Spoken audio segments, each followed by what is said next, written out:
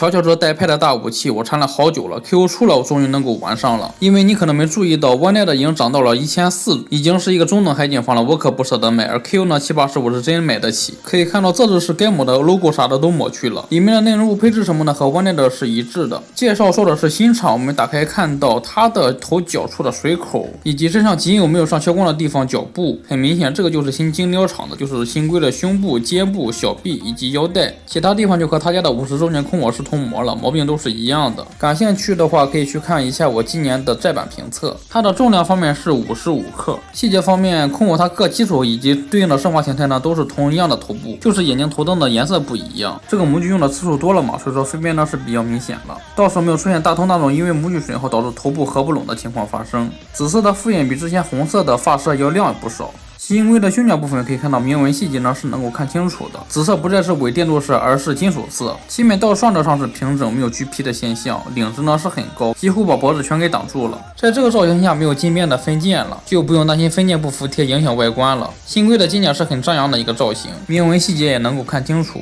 这个造型是靠2层金甲来撑起来的，缝隙有点明显。腹部装甲的分件呢是和胸甲卡在一起的，倒是不用担心它晃了，不过它却动不了了，就有好处有坏处吧。新规的小臂和原本比呢就是多了一个金边，在凸起细节上面想涂好还是挺难的。可以看到它这次的涂装效果竟然意外的挺正常，基本上没有什么明显的异色涂不过的情况发生。下半身只有一点紫色的分色，可以看到也都是涂到位了。脚腕手腕这里的紫色盖着透明件换来着，结果呢它都是用了金属紫色涂装。正面明显的分色问题就是这一块呢是涂的太靠上了，有点正面这一块的分件也是新规的，因为它多了一个金色壳子嘛。中间的透明件还有细节呢倒是有还原出来，不过就是文字太肉了看不清，应该是因为材料和胸甲不一样，所以说要糊了很多。结果细节这么糊，它的腰带涂装竟然也能涂到位，弯腰的时候不会像大同一样闪出一条大缝，不知道是不是腰带的功劳呢？下半身就是完全的旧规嘛，依旧是老毛病，右腿是偏内弯一些。造型这么简单，其他地方想翻车也挺难的。无论是旧规还是新规零件呢，水口都是很大一个，而且呢基本上都没有切干净，需要自己再切一下。而这次金色发色比起全能空我的小米银呢是进步了不少，在紫色盔甲上涂的金边呢都是比较接近于OneNet的小米金，而头脚、手腕、脚腕和膝盖这些单独的金色分件呢都是比金边发色要偏黄一些，有点色差。可能方便参考全能空我就看一下新规零件周围就行了。首先头雕低头是没有的，毕竟领子太高了嘛，抬头幅度间意外的还可以，转动的话会和领子有干涉，胳膊的平台可以超过90度。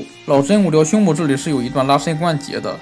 它的腹部侧面的横纹线好突出呀，要打磨一下。拉出来之后可以看到前倾后仰幅度都是挺大的，小臂装甲这里的平转也是没问题的，胳膊和膝盖的关节呢都是插到底的，因为顺膜问题可能会有一些缝。一圈把玩下来之后，感觉它浑身的关节主机感都是蛮舒服的，除了连接左肩胛的群形关节是很松，倒是不会掉。配件就是2把剑以及3对替换手型，对没错，OneNet就是给的这么少，没有点赞手，分别是1对炮制手、1对物质方程手以及1对武器握持手。下面2对手是对的，而上面这对呢很明显是错了。OneNet的生化泰坦是没有这对替换手型的，应该是直接用了全能的。问了一下，是第一批给错了。如果你也是和我一样买的第一批，记得15天之后要补件，这也不算背刺第一批，毕竟可以白嫖1对OneNet没有的专属替换手型嘛。手背甲上的图案都是一印还原的，没有对应的细节。结合前面的问题，就说明为了省事嘛，直接用的全能空我的手，效果倒是能看，还避免有细节会涂歪。2把剑长得是一样的，只看1把就行了。可以看到在剑柄的上端呢是有很明显的角上的塑胶，其他地方呢就没有了。正反面的铭文细节也都有还原出来，小细节分色也都有给涂出来，而且呢可以看到它这个宝石直接用透明件还原出来了，而且里面的内钩细节也没有像修复版的亚吉驼胸口一样阉割，更没有像主体的脚腕、手腕一样直接把透明件阉割。所以我就说嘛，你永远可以相信 KO 的配件。修复的话和之前的全能空我一样嘛，把脚拆起来给它打磨打磨。如果说手不抖的话，可以手涂一下眼角的轮廓，因为我是重度帕金森嘛，所以说涂出来的效果呢惨不忍睹。浑身的水口分边太扎眼了，记得切掉。